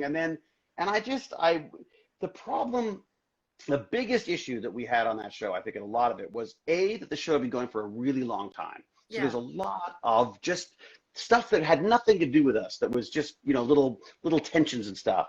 And the other thing was, I got such a great character out of this because I was the writers. Like yeah, they wrote themselves into McKay so much because they were McKay. But as a result, they were terrible at communication and people skills in a lot of ways. right. So, and that was just another example of that. So, and then when he, and again, that's not their fault. I just think some people are better. Writers are better at writing than they are about, socializing with people. Yeah, Actors are better at socializing than writing generally. So, but it was just an awful. I mean, there's just nothing nice about losing a character, especially of when it's someone who course. was just so like Paul and I were like inseparable. Like he's in Dog's Breakfast as a Yeah, woman, for God's sake. He did that for me. I mean, like that's so yeah. It was, and it honestly, again, that's another one where the industry just really messes with friendships. Like I just don't feel like we've ever really been as close, yeah. since then. I mean, So I think it's also sometimes a product of being on set. Film is such an extraordinary thing because it's like you form these bonds that are thick as thieves for really yeah, long times, or sometimes a very short period of time, but it's really intense. So for yeah, 5 weeks, you're in each other's pockets every single day. You're in makeup together at 4:30 in yeah. the morning. You're in the same hotel, or you're in the same city. You socialize together. You chat together. It's like you live your lives together. And then when they say cut on the final day, that's it. You just don't end up seeing. You always say you will, and you say you're going to stay close, and sometimes you Yeah. do, but it's just, I don't know what it is. It's just one of those things. It just happens.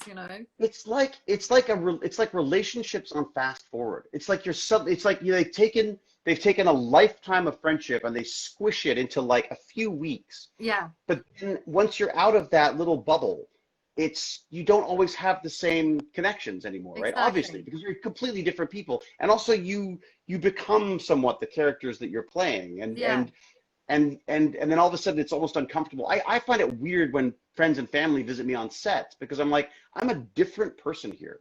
I yeah, can't help it. Like it's just, and there's a stress to the social aspect of it. I just want to go and work. That's all I want to be there for. You know what I yeah, mean? Yeah, but it was, no, he was, and look, it was both brilliant and a huge mistake getting rid of him because getting rid of him got a huge amount of attention for the show, just like they said it was going to. yeah. There was a huge fan backlash on that and call for his return, and they returned him, which is fantastic. It's great having him back. And so basically they did what they wanted to do, but it's as they say, it's very difficult. The friendship and business and writing and creative, it's an odd Thing. world, Yeah. very odd world. Yeah, but I'm he's gonna lovely. That was a lovely scene. He is indeed. I'm going to take two more questions because I'm aware that we've kept you you've been such a star. Thank you. We've been on like for an hour and 45 minutes. Amazing. Oh my God, I'm so bad. So Okay, all right. no, Yeah. it's great. And thank you so much for taking Oh time. no, thank you. It was lovely. So I guess the kind of questions that have come up the most here and that were also sent to me is, are you still friendly with Tori and Joe Flanagan and everyone? Are you still friendly? Conventions. Yeah. Honestly, it's the only time I see them now. Like, I mean, there's the odd. I mean, I'll throw out like a little tweet or a message here or there to say, when I heard about Joe and the fires down there and stuff, I got in touch and said hi and hope he was all right. And and he's doing amazing work with that. Like the idea that he's sort of caught onto this idea that there's, that it's not, once the fire's over, there's still all the trauma, especially for the kids. Yeah. Like imagine being a kid and losing absolutely everything. I Yeah. mean, so he's actively pursuing that stuff, and he's just God, he's always been a brilliant. We have definitely butted heads, but I think he's just an extraordinary guy. He's so freaking smart. He doesn't necessarily come across that way, but he's really, really smart guy. Yeah. Very savvy, really is just always going. There's always just like he's amazing. So absolutely. And but do I actively chat with them on a regular basis? Not really. No, I don't. I mean, we're just in different worlds now, you know? And also, I never leave the basement. It's that thing, but it's that thing that we were just saying. It's like you form these very intense, very, very close friendships, and then you just somehow get on with your own lives. Here's a funny question. If Rodney was to meet Hathor, how do you think that would go down? Oh, honey, are you kidding? Well, I'd be like, I would probably be inappropriately hitting on you the entire time. It's Yes. usually the way McKay works. Yes, I mean, yeah, it would be a disaster. I don't know, somebody's saying I would seduce you in a second, but perhaps not, because he's so smart. Maybe. I don't know. I was gonna say maybe not. I think I'd probably do the chasing, knowing McKay. It'd be more pathetic that, you know, that Thor's like got nothing to do with him. You know what I mean? I love it. So final question, do you have any funny stories about working with Amanda Tapping? Because that seems to have come up a lot. Oh. Funny, like anything, funny anecdotes or anything, because everyone adores her so much. We all love her. Oh my God. I think the funniest sort of stuff for me was Grace Under Pressure, where the poor woman was just like, you know, I mean, she literally had just had a child and had these rather enormous, you know, breast-friendly, Yes. I mean, child-friendly breasts, and, you know, and would have to disappear every so often to breastfeed. And then my wife would leap into position and do the off-camera stuff, Yeah. where she discovered that maybe it's not as easy as just knowing the lines. You know, and it was this wonderful sort of odd, and she was just so like happy about it, and just, I don't know, there was a strength to her that I was really respected. She took the time she needed for her child when she needed to do it. Yeah. And there was no questioning that, and she was having no, but it was done in the most respectful, funny, just personable way. And I never felt like, I was constantly worried that she wasn't getting enough time, you know? Yeah. And then having her back there in that wonderful stuff with Jewel in the box, in that episode as well. We just laugh so much. Like, I mean, I think by the end of that Jewel, Sam and I, and Jewel and Amanda and I in that underground bunker, we worked out a whole musical, like terrible bad sci-fi musical. You know, I'm up for that. Can we? Oh do my that? God! Kate can write it. Yes, Kate can be in it too, and Yes. she can sing Oh, it, yes, and of I'll course. watch it, because I won't sing or dance. But yeah, so it was just like that. I don't have any specific stories. She's just always, I just can't get over. She has this ability with people. Like, she's just amazing. There's a strength and a personable quality to her that goes with this kind of light. Like, she's just, I can't get over her. I really, amazing woman. And I'm so happy to see her directing, because I think of anybody, like, she directed an episode of SG1, and it was like one of my favorite episodes. Like, I thought it was one of those ones where I went like, wow, that's cool. Yeah. And then I found out she directed it, and I was like, oh my God, why didn't she direct, like, you know, all the time? And I'm so happy that she's got to do it now, because I think we need more women like Amanda directing this stuff, because they understand it. They've been there. They know more than everybody else on this stuff. You know. Have you ever thought about directing? Is that something you're interested in at all? Or? I've never filmed. I don't feel I haven't spent enough time in recent years on film sets. I'd be quite interested in maybe doing some theater directing, but wow. I still feel like I think that's harder. I just want to act. You know, I'm like I don't care if it's funny. I don't care if I'm doing comedy. I don't care if I'm doing drama. I just want to act.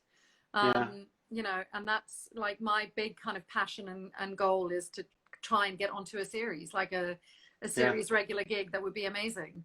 I mean, my absolute heart broke when recently I saw a quote from Brad Wright saying that in the whole franchise, there were only 3 episodes that he felt were an unmitigated disaster, and Hathor was one of them. And I was like, that's why I was never asked back. But I was devastated because I was like, what? But that's not you. That's just I don't know. Maybe he thought it was. I don't know. But you know, I have to say, that's so hard to know those things. The character's been good to me, so I can't complain. Well, the Stargate community is just, I mean, I can't get over it. I mean, it's ridiculously friendly. It's ridiculous. Oh, yeah. I mean, they just, And everything loyal, so loyal. oh my God. Yeah. You know, but it's sci-fi, right? I mean, we're nerds. I feel like I came home. Yeah, exactly. And mean- on that note, I think we should call it today. Somebody asked, oui, je parle français. Bonsoir, bonsoir, tout le monde. Ah, un petit peu de français sous mon, je Oui, parle. oui. Super. Je comprends très bien, mais je parle un peu. Alors, oui. thank you so much, David. Oh my gosh, thank you. And well, honestly, congratulations on this. I think this is wonderful. I love that you're doing this, and I wish you all the best with it. I look forward to many, many more of them. Oh, fantastic. Thank you. Well, who knows? Maybe Next time round. I look forward to the next time round. I'll tell you what, there will be part 2, and next time, hopefully, we can all do it in a studio and have a studio audience. Wouldn't that be fantastic? With sandwiches. With sandwiches and no lemons. Yeah, that's it. Or lemons, whatever. Or I'll eat anything. So whatever. Yeah. Thank you so much. Lots of love. You have an amazing Thank you. day. Yeah, a and pleasure. Thanks so much, guys, for joining us. I'll be here next week, same time. Or next Monday. Next Monday, not Tuesday. Oh, Monday. Well done. Okay, so Monday next week, everybody. Yes, and thank you so much, David, for all your time and for being such a star. Mwah. Oh, pleasure. Thank you. Thanks. Cheers. Good night, everyone. Good afternoon. Good night. Evening. Bye. Whatever it may be.